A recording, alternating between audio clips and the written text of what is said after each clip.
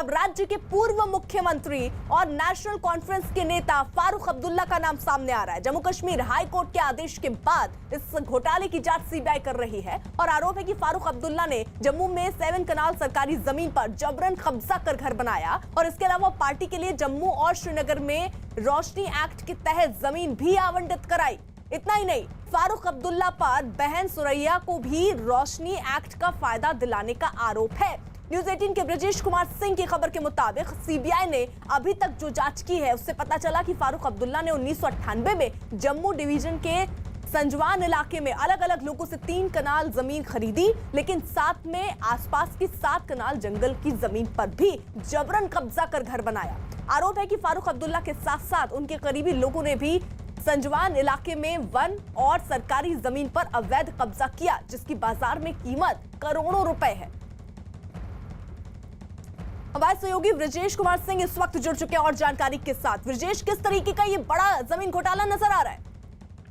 देखिए अर्पिता, कल से ही न्यूज़ 18 नेटवर्क जो जे&के लैंड स्कैम के बारे में नई नई खबरें दे रहा है, उसकी कड़ी में ताजा मामला ये है कि खुद फारूक अब्दुल्ला, आप ध्यान रखें कि जब वो जम्मू कश्मीर के मुख्यमंत्री थे 1996 से 2002 के बीच में, उसमें उन्होंने 1998 में 7 कनाल सरकारी जमीन पर कब्जा किया। 3 कनाल जमीन उन्होंने खरीदी प्राइवेट पार्टी से, लेकिन साथ में 7 कनाल जमीन कब्जा कर ली। आप ध्यान रखें कि जो उसके लिए उन्होंने कोई रोशनी एक्ट का भी सहारा नहीं लिया, बल्कि सीधे सीधे इलीगल इंक्रोचमेंट का मामला, और वो भी मुख्यमंत्री द्वारा, जबकि आप खुद सत्ता में हैं और आप सरकारी जमीन पर कब्जा कर रहे हैं, जिस सरकारी जमीन को आप सुरक्षित रखने की जिम्मेदारी आपकी है। उससे भी ज्यादा बड़ा मामला यह है कि जिस रोशनी एक्ट को खुद फारूक अब्दुल्ला अपने उसी कार्यकाल में जो है सो लेकर आए, ये कहते हुए कि गरीब लोग जो कि लंबे समय से सरकारी जमीन पर कब्जा करके बैठे हैं, उनसे कब्जा हटाना मुश्किल है, उन्होंने खुद अपनी पार्टी के नाम पर न सिर्फ जम्मू और श्रीनगर में 3-3 कनाल से ज्यादा जमीन का आवंटन करवाया, बल्कि खुद अपनी बहन के नाम पर भी श्रीनगर में 3 कनाल से ज्यादा जमीन का आवंटन करवाया। आप अंदाजा लगा सकती हैं कि किस तरीके से रोशनी एक्ट का बेजा इस्तेमाल किया गया। यही नहीं, खुद उनकी अपनी पार्टी के कई सारे महत्वपूर्ण नेता, उन्होंने जिस संजवान इलाके में फारूक अब्दुल्ला ने 7 कनाल जमीन बिना किसी कानूनी आधार के कब्जा की, उसी इलाके में उनके करीबी लोगों ने भी जमीन कब्जा की। कुल मिलाकर जुलाकर करीब 30 कनाल जमीन कब्जा की गई, जिसकी कुल कीमत जो है तो आज की तारीख में 40 करोड़ रुपए है। तो अर्पिता, मजाक ये है कि जिन लोगों पर यह जिम्मेदारी थी कि वह सरकारी संपत्ति की रक्षा करते, वो भी तब जबकि आप सत्ता के शीर्ष पर बैठे हुए हैं, उन्होंने खुद इस तरह की इलीगलिटी को अंजाम दिया, और जाहिर है उसी की जांच सीबीआई कर रही है,